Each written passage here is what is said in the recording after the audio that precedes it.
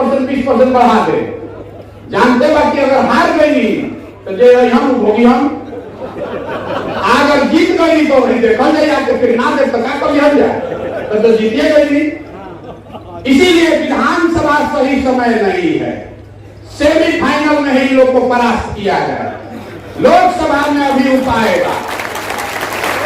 अगर तो अगर सरकार के हम वेतनमान बढ़ावत आली तो उनका भी 1.5 वर्ष समय का काम करके दिखावे के ना हो तो गर्दन कटी उनकर विधानसभा में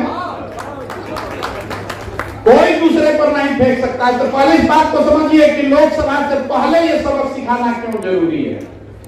हम पार्टी नहीं बनाइए, हमारे को कैंडिडेट नहीं कहो, हमारे वक्त हम ही कहते हैं कि जन सुराज से कोई के वोट दी। एक ही चीज कह रहे हैं कि इन दोनों को वोट मत दीजिए। यही आंदोलन की शुरुआत है।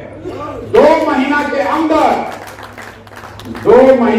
अगर आपने इनको हरा दिया, इन दोनों दलों को, तो 2 महीना के अंदर पूरा बिहार से शिक्षकों को इकट्ठा करके आंदोलन हम शुरू करेंगे।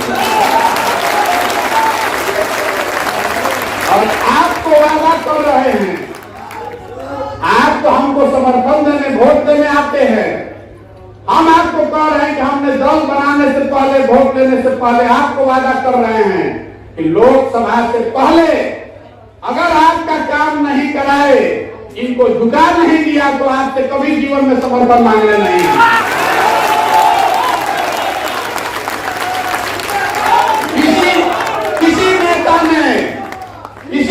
किसी नेता ने बिहार में आपको ये ऑफर नहीं दिया होगा। हमेशा यही करता है कि हमारा के जिताओ तब करो। हम कह रहे हैं कि आप अपने आप को जिताइए, हम आपके साथ खड़े होते हैं, आपके साथ हम खड़े होते हैं। फिर भी कुछ आदमी हो गुरुबक्के बनावत रहा, मान ली करवाई सोचता नहीं कि हम लोग के गुरुबक्के बनावत नहीं, तब भी नीति भी करती यही है कि जिन लोगों ने आपको 7-8 साल में धोखा दिया है उसको तो आपको वोट नहीं देना चाहिए। रउआ हमेशा हमने के बिहार में कहते थे कि भैया हमने के विकल्प नहीं थे। ये ऐसा चुनाव है जिसमें आपके पास 10 विकल्प है।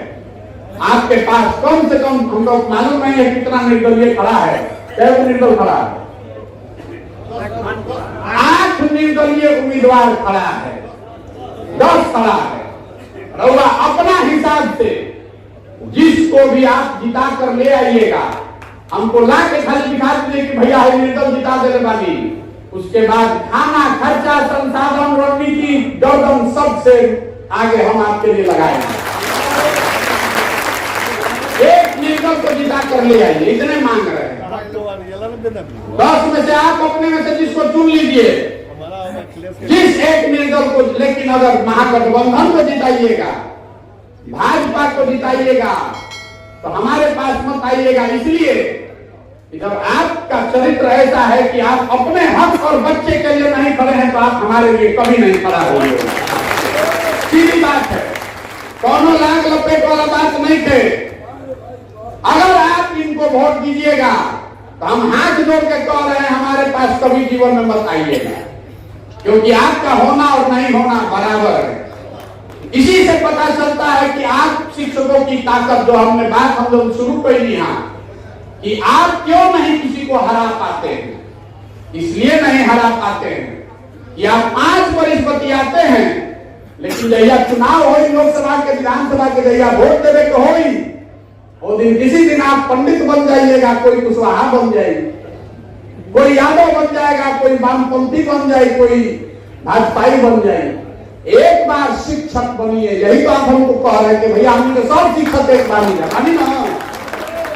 तो जो आदमी भी देखिए कितना गलत बात बा, इसमें बहुत सारे लोग होंगे, मैं आपको पहले हाथ जोड़ के क्षमा मांग रहा हूं, लेकिन आप अभी भी महागठबंधन का प्रचार कर रहे हैं, आप भाजपा का प्रचार कर रहे हैं, तो आप अपने शिक्षक भाइयों के पीठ में छुरा घोंप रहे हैं।